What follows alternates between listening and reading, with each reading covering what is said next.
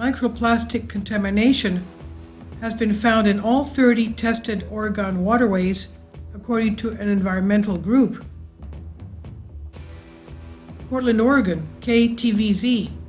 At 30 waterways tested across Oregon, microplastic contamination was found in every spot, from the rivers that flow through our biggest urban centers to the state's most remote and treasured waterways like Crater Lake and Wallowa Lake, an environmental group reported Monday. The findings are outlined in the new report Microplastics in Oregon, a survey of waterways released Monday by Environmental Oregon Research and Policy Center using methodology developed by the National Oceanic and Atmospheric Administration, NOAA, the organization said in a news release, which continues in full. They said the results of this study should set off alarms for all Oregonians who love our state's rivers and lakes, said Celeste Meffrin-Swango, State Director with Environmental Oregon Research and Policy Center. She said the staggering amount of microplastics we found likely means that no river, lake, or stream is safe from this increasingly common contamination. The samples from all 3 waterways had at least one type of microplastic contamination. This included such popular locations as Willamette River and John Day River, Lake Billy, Chinook, and Waldo Lake. Microplastics are pieces of plastic less than 5 millimeters in diameter, which is smaller than a grain of rice. Kindly support my Patreon account. The daily posts are 5 videos daily, and they are totally different from what I have on my YouTube channel. Thank you so much for your support and that you find all my content so interesting. You'll find the Patreon account details in the description box. And this is what they look like. Now, this study is only from the environmental study in Oregon. I would venture to say that all of the U.S. rivers, if not all of the Western world, has this type of microplastic in their rivers.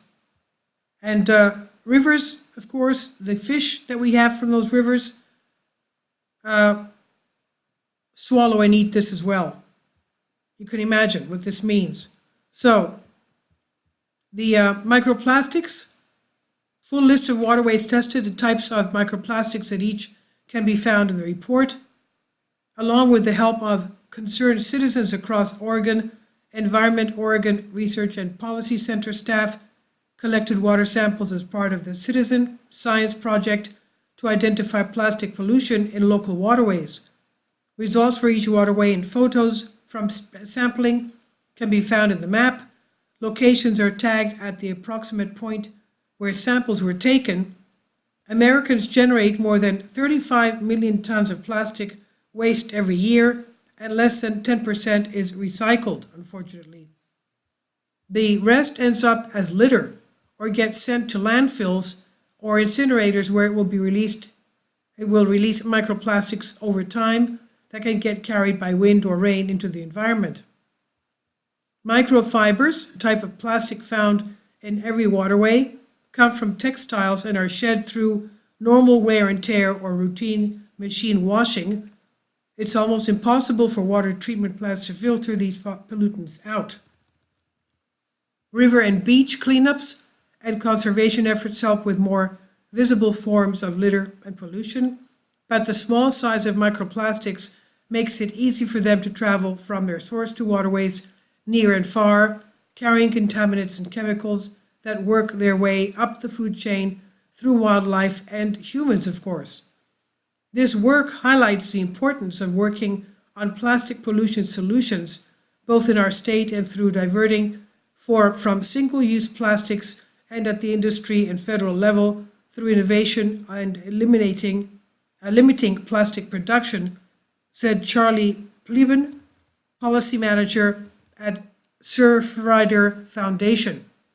He said this is more of an Oregon and U.S. pollution problem than we'd like to admit, and these samples from our most iconic waterways in the state should resonate with a responsibility to act.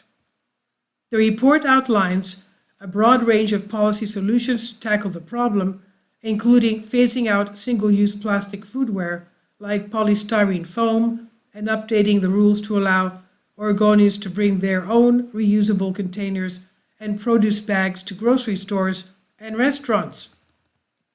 There is no silver bullet solution to stop microplastics from entering our waterways, Mefren Schwango said, but this should be a wake-up call for local, state, and national leaders that our plastic pollution problem is growing.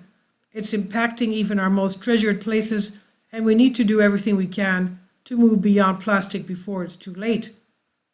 Environment Oregon Research and Policy Center is dedicated to protecting our air, water, and open spaces.